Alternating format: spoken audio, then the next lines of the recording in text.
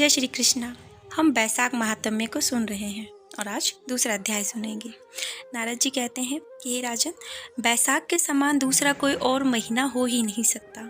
समयुग के समान दूसरा युग नहीं, वेद के समान शास्त्र नहीं, गंगा जी जैसा कोई तीर्थ नहीं, जल दान के समान दूसरा दान नहीं और भार्या के समान दूसरा सुख नहीं, खेती जैसा कोई धन नहीं और जीवन के समान कोई लाभ नहीं, उपवास जैसा दूसरा तप नहीं, दान जैसा सुख और दया के समान दूसरा धर्म, नेत्रों के समान कोई ज्योति नहीं, भोजन के समान कोई तृप्ति नहीं, खेती के समान कोई व्यापार नहीं, धर्म के समान कोई हितकारी मित्र नहीं और सत्य के समान तो कोई यश नहीं, आरोग्य के समान कोई हर्ष, केशव के समान कोई रक्षक, माधव के तुल्य संसार में कोई पवित्र नहीं।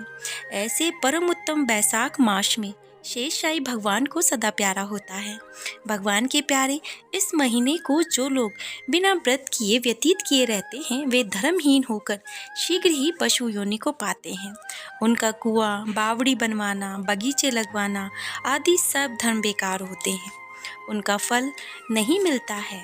जो मनुष्य बैसाख मास में नियम पूर्वक भोजन इत्यादि करते हैं, वे विष्णु भगवान की सायुज्य मुक्ति को अवश्य प्राप्त करते हैं, इसमें तो कोई संदेह नहीं है। संसार में अनेक प्रकार के दान और व्रत हैं, परंतु उनको करने से शरीर को अत्यंत ही परिश्रम करना होता है। उनसे संसार में बार बार जन्म लेना पड़ता है, परंतु बैसाख मास में केवल स्नान कर लेने से ही प्राणी आवागमन से छूट जाता है। सब दान करने से जो पुण्य होता है, वह सब तीर्थ में स्नान करने से वही फल मिलता है जो केवल बैसाख मास में जलदान करने से मिल जाता है। जिसमें जलदान करने की सामर्थ्य ना हो, वो ऐश्वर्य की इच्छा करने वाले दूसरों से कहकर जलदान अवश्य करावें। यह कर्म भी सब दानों से अधिक होता है। तराजू के पलड़े में सब प्रकार के दान और दूसरे जलदान रखकर तोले तो जलदान ही भारी होता है। जो यात्रियों के लिए प्याऊ लगाकर जलदान करता है, वह करोड़ों कुल का उद्धार करके विष्णु लोक को जाता है। तो हे राजन, प्याऊ लगवाने से देवता, पितर, ऋषिगण सब निसंदेह ही बहुत ज़्यादा प्रसन्न होते हैं। जो प्याऊ लगाकर थके हुए यात्रियों को संतुष्ट करता है, उससे तो ब्रह्मा, विष्णु और शिव जी भी प्रसन्न होते हैं। जो जल की इच्छा हो तो जलदान करें, छाया की इच्छा हो तो छतरी दान दे दें। तो हे राजन, जो विजय की इच्छा हो तो बैसाख में पंखा दान अवश्य करें। जितने दान बताए गए हैं, उसमें जलदान, छत्रदान और पंखा दान तीनों ही उत्तम हैं। उन्हीं का दान बैसाख में अवश्य करना चाहिए। जो बैसाख के महीने में कुटुंबी ब्राह्मण को जल से भरा घड़ा नहीं देता, वह चातक की योनि पाता है। जो प्यासे महात्मा को शीतल जल पिला देता है, उसे हे राजेंद्र 100 रासुए यज्ञ का फल मिलता है। जो धूप, परिश्रम, पसीने से व्याकुल ब्राह्मण को पंखे से हवा करता है, वह सब पापों से रहित होकर गरुड़ के समान हो जाता है। जो मनुष्य बैसाख में ब्राह्मण को पंखा नहीं देता, वे अनेक प्रकार के वात रोगों से पीड़ित होकर नरक को भोगता है। जो थके ब्राह्मणों की वस्त्र से हवा करता है, वह सब पापों से छूट करके अंत में विष्णु भगवान की मुक्ति को पाता है।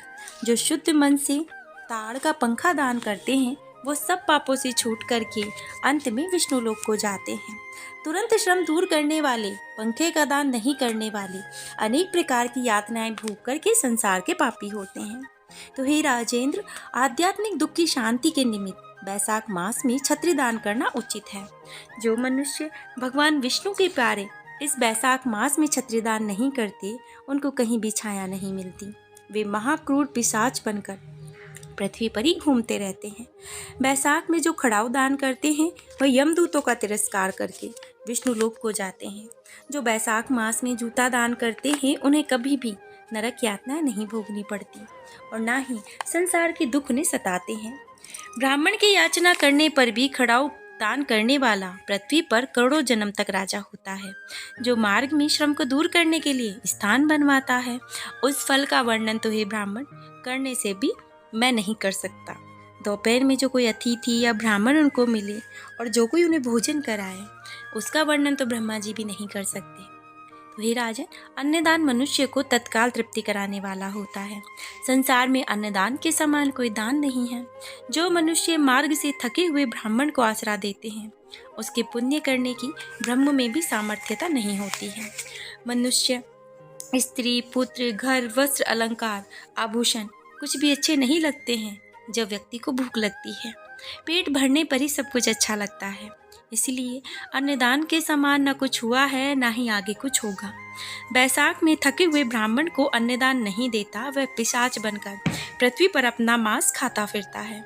इसलिए ब्राह्मण को यथाशक्ति दान अवश्य देना चाहिए। हे राजन, अन्नदान माता पिता को भी भुला देती है। वह दानी को ही अपना सर्वस्व समझने लगता है।